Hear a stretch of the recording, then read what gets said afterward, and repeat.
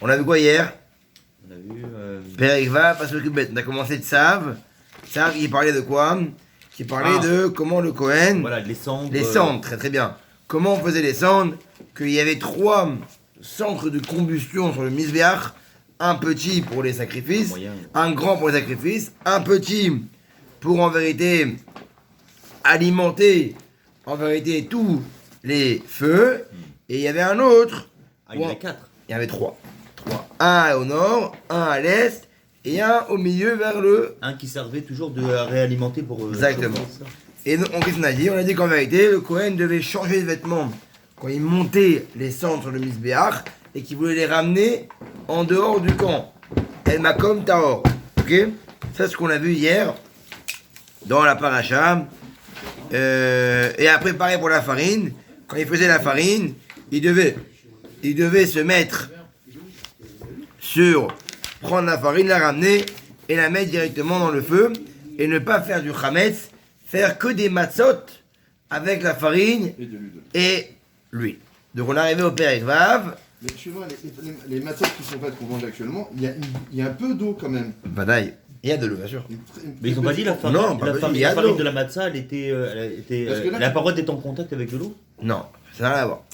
Il y a le fait qu'elle n'a pas le droit. Non, au contraire, d'Afka, c'est l'inverse. La matzah doit être un aliment qui peut devenir chametz.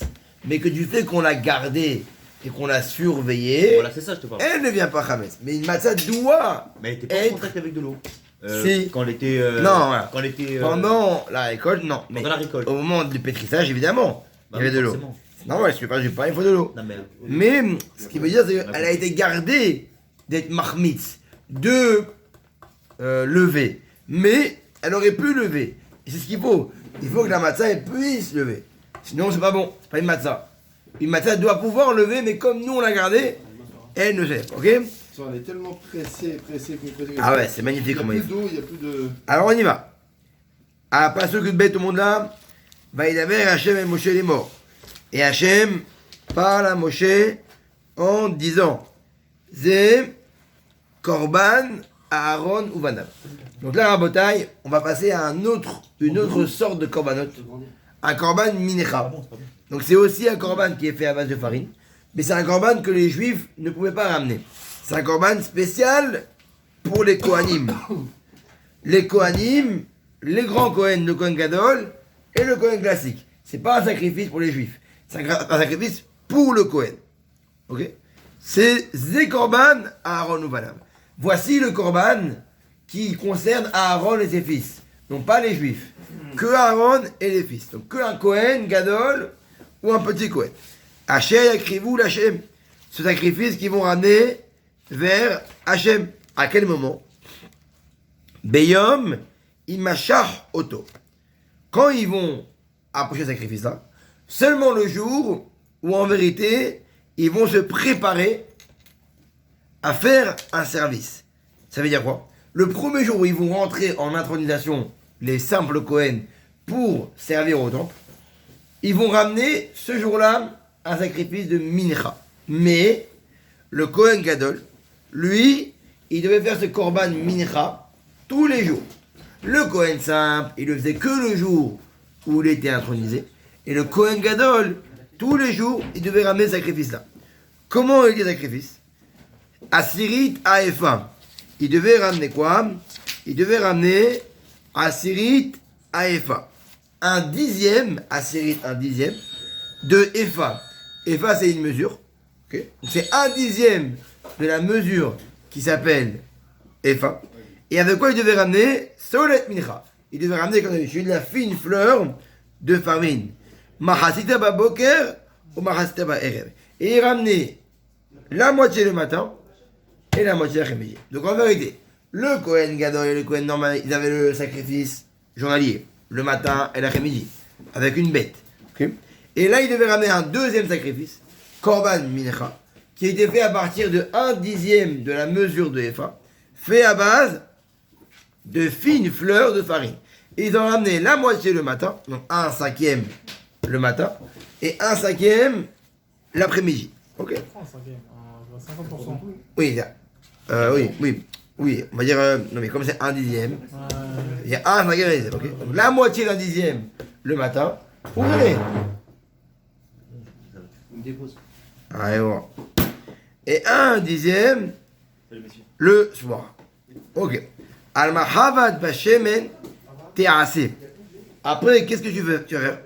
Al-Mahavad Bashemen Te'ase. Qu'est-ce que tu vas faire? Tu vas prendre cette farine-là, ok? Et tu vas la mettre dans une Mahavat. C'est quoi une Mahavat? C'est une poêle. Tu vas la mettre dans une poêle Meru Bechet. Et qu'est-ce que tu vas faire Meru Bechet? C'est ça. Voilà. Qu'est-ce qu'on faisait? On prenait la farine, ok? On prenait la farine. On la mettait où? Dans de l'eau chaude. Après, qu'est-ce qu'on fait? On la mettait au four. Et après le four, qu'est-ce qu'on faisait? Là, on la faisait frire dans l'huile. Ça veut dire qu'il y avait 3 cuissons différentes. Il y avait la cuisson à l'eau. Donc, on prend de la farine, on l'étale, on met de l'eau bouillante dessus. Après, qu'est-ce qu'on fait? On fait de la pâte. Cette pâte-là, qu'est-ce qu'on fait? On l'écrase et on la met au four. Et après, on la sort du four et on la frit. Donc, il y avait 3 cuissons différentes. Tevienam, tupine, minha pichim. Et il dit, et ça, tu devras en ramener de manière à que ça ressemble à quoi? À des biscuits, des petits biscuits. Minhat pichim. C'est quoi minhat pichim? C'est qu'en vérité, il fallait la séparer en petites parties. Faire le petit biscuit. C'est pas une grande pâte qu'on étalait directement et qu'on frise. On prenait la pâte, on la mettait au four, on la coupait en petits morceaux, et après, qu'est-ce qu'on faisait derrière? On la mettait en friture. Et ça, il dit la paracha, Reach Nicho Hashem. Ça, c'était quoi? Une encens pour Akadosh Baruch Hu. Donc ça, quoi? Ça, c'était pour les Kohanim et Diot. Pour les Kohen qui sont simples. Eux, le jour où ils allaient être intronisés, ils devaient faire ça. Mais le Kohen Gadol, tous les jours, il devait faire ça. Le matin et l'après-midi. Ve'a Kohen HaMashiach Tartav Mi Banav. Et le Kohen qui va en vérité venir après eux, ça veut dire qu'il va venir après les enfants de Aaron le Kohen, pareil, il devrait le faire tous les jours.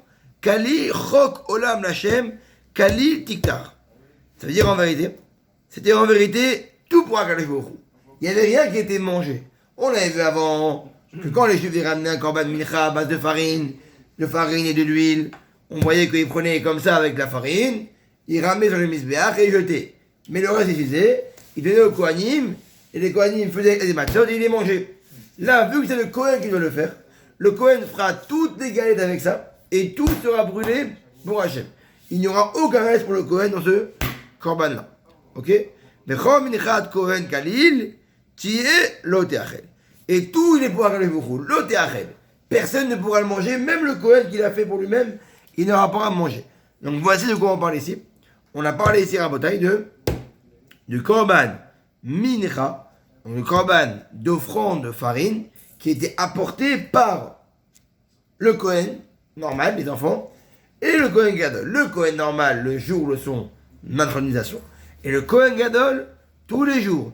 Et ce korban-là devait être sacrifié, devait être ramené toute la farine, comme on l'a dit. On prenait de l'eau chaude, on mettait dans la farine, on mettait au four, on coupait en petits morceaux, on faisait frire, et après, on le brûlait entièrement pour Akadosh Baruch Hu. Voici le korban. On passe à un autre korban. Vaïdaber Hashem et Moshe les morts. Et Hashem parle à Moshe en disant, parce que vous savez, Daber et Aaron même à les morts. Parle à Aaron et à ses enfants. Zot Torat Ahatat Bimkom Asher Tishachet Haolam Tishachet Ahatat Lifne Hashem Kodesh Kadashim I. Il veut dire quoi? Il veut dire Zot Torat Ahatat.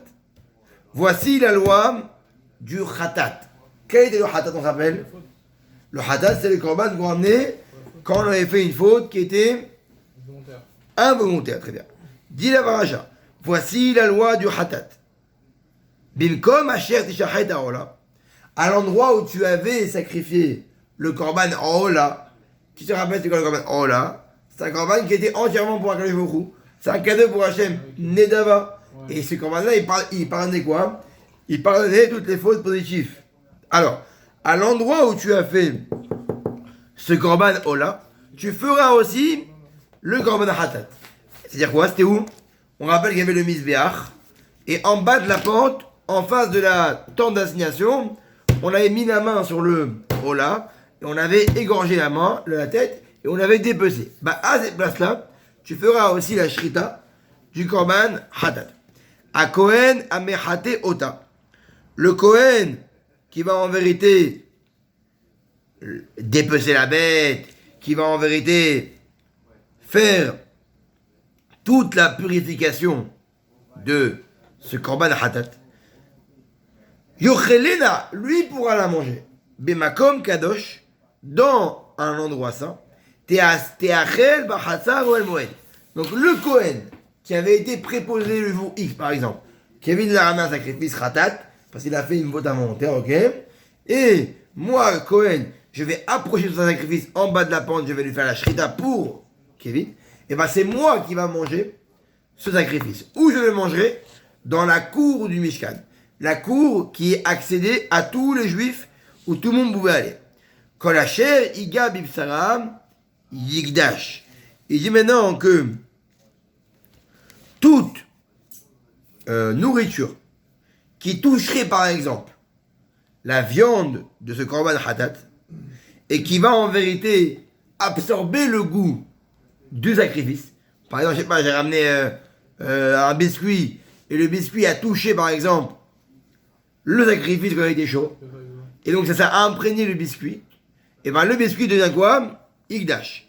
Il devient en vérité autant sain que le korban hatat. Et donc quoi? Et donc je devrais quoi? Je devrais en vérité la donner à un Kohen pour qu'il mange. Obligatoire. Si le korban que tu as ramené c'était un mauvais korban, alors là, il était pas inapte, il avait un problème, ou il avait un bras cassé. Alors là, qu'est-ce que tu fais? Tu jettes le biscuit. Mais si le korban que tu as ramené était bon, tout conforme, et le biscuit a touché le sacrifice, il faudra donner au Kohen, et c'est le Kohen qui va le manger. Parce que le biscuit est devenu sain. Vacher isé midama à la beged. Asher yazé alea, techabed makom kadosh. Il dit quoi ici? Il dit, ouais. Magnifique. Il dit maintenant, imaginons le mec, on a dit quoi? On a dit quand on ramenait un korban, qu'est-ce qu'on faisait? On mettait la main et on shritait.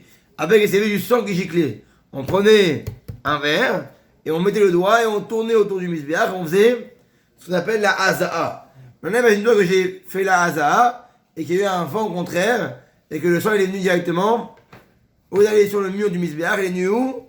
Sur mon vêtement. Bah pareil. Il y a un biscuit qui aurait touché à la bête et qui aurait pris le goût. Il fallait donner au Kohen. Il est plus sans ôter le biscuit. Il devient ça. Pareil. Le sang que tu aurais en vérité absorbé dans ton vêtement, et ben je devrais le laver dans la cour du Mishkan. Tu ne pourras pas le laver à la maison. S'il a eu du sang de sacrifice saint, il est saint le vêtement, parce qu'il y a du sang dedans. Donc tu pourras le laver que à l'endroit où c'est saint, ou dans la cour. Ou kli cheres, ate asher tevu shalbo, yishaber. Maintenant, si maintenant, tu as pris un ustensile en argile et que tu as fait cuire la viande du sacrifice dedans, eh bien, ce ustensile en argile, il ne peut plus être cachérisé. Pourquoi? Parce qu'il a absorbé quoi? La sainteté de quoi? Du sacrifice. Et or, l'argile, comme on l'a appris dans la Lachot Pessah, l'argile n'est pas cachérisable. Pas comme du verre, pas comme du porcelain, pas comme du métal, de la ferraille. L'argile, il absorbe tellement en l'intérieur de ses parois le goût de quelque chose. C'est-à-dire qu'en réalité, il n'est pas cachérisable. Donc pareil, de la viande qu'en vérité j'aurais fait cuire dans cette assiette-là d'argile, elle ne peut pas. Donc qu'est-ce que je fais? Je vais la casser. Parce qu'elle n'est plus sainte. Il faut que je la découpe. Ve'im bikline rochet. Maintenant, si j'ai pris un ustensile en cuivre, ou dedans j'ai fait cuire, bouche-la, ou morak, veshutav bamaim. Comment je vais faire? je vais faire ce qu'on appelle, comme on l'a dit, je vais faire ce qu'on appelle une agala, comme on l'a appris en Vézar. Je vais prendre de l'eau chaude, je vais rentrer l'ustensile en cuivre dedans quand c'est bouillant, et après le laver à l'eau froide. Ça s'appelle la agala. Et là, l'ustensile en cuivre sera bon. Mais si c'est en argile, ou aussi en porcelaine, mais il n'y avait pas avant, là, ce n'est pas cacherisable. Ok? Kol zachar bakohanim, yochal otam, kodesh kadashim i. Et qui va manger ce sacrifice hatat là, on a dit, qu'on va ramener? Kol zachar bakohanim. Toute personne, nous on avait dit que quoi? Ouais, que le korban hatat, c'était que celui qui l'avait ramené qui pouvait manger. Non, tous les kohanim pourront manger. Mais celui qui n'a pas participé, entre guillemets, ou qui n'est pas apte à pouvoir ramener un sacrifice, donc toute personne qui n'est pas Kohen, lui ne pourra pas manger le sacrifice hatat. Dan, tu vas où? Ça va pas en ce moment. Je te convoque tout à l'heure. Ok. Vechol hatat, asher yuva midama elo el moed, lechaper bakodesh, lo teachel. Et il dit, tout sacrifice hatat, qu'on doit en vérité faire mettre leur sang sur le misbéach. Elles, ils pourront pas être mangés. Ils devront être quoi? Ils devront être brûlés. Ça, c'est le hatat. Donc, il y avait une partie qui était brûlée et une partie qui était mangée. Ok. On passe maintenant à Hacham. Vezot Torah ta Hacham. Kodesh Kadashim. C'est quoi le Hacham? C'est le korban Hacham. Le korban où tu as été coupable, où tu as fait une faute volontairement. Zot Torah Hacham, Kodesh Kadashim im. Lui pareil, il est saint des saints. Et lui, ce korban Hacham, oui. Très bien. 2 secondes. Yom Tov. Bye. Allez, bye. 2 secondes. Korban Hacham, il est saint des saints.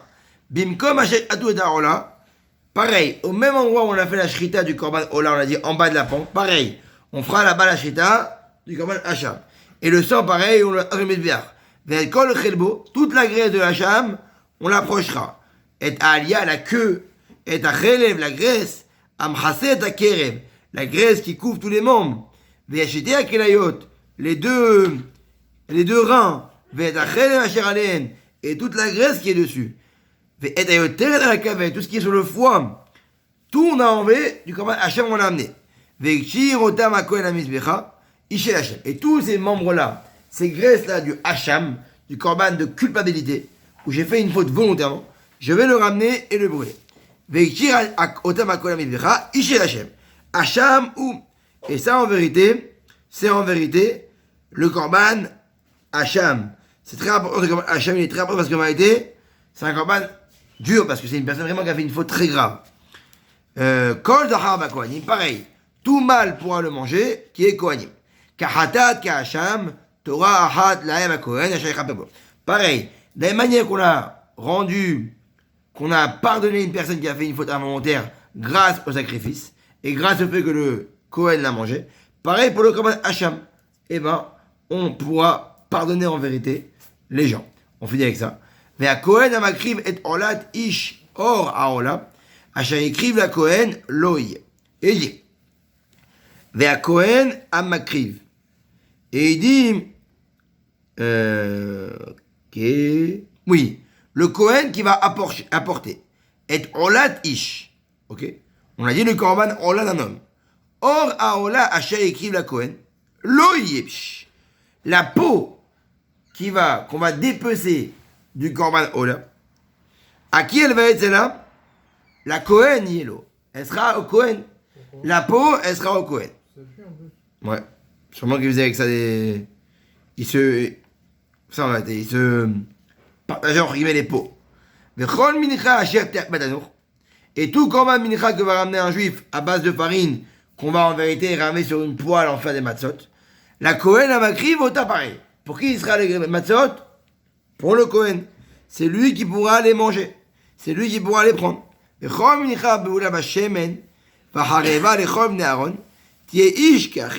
Et toute minchat nedava, toute mincha qui était en vérité apportée de cadeau, c'était un cadeau pour Hachem.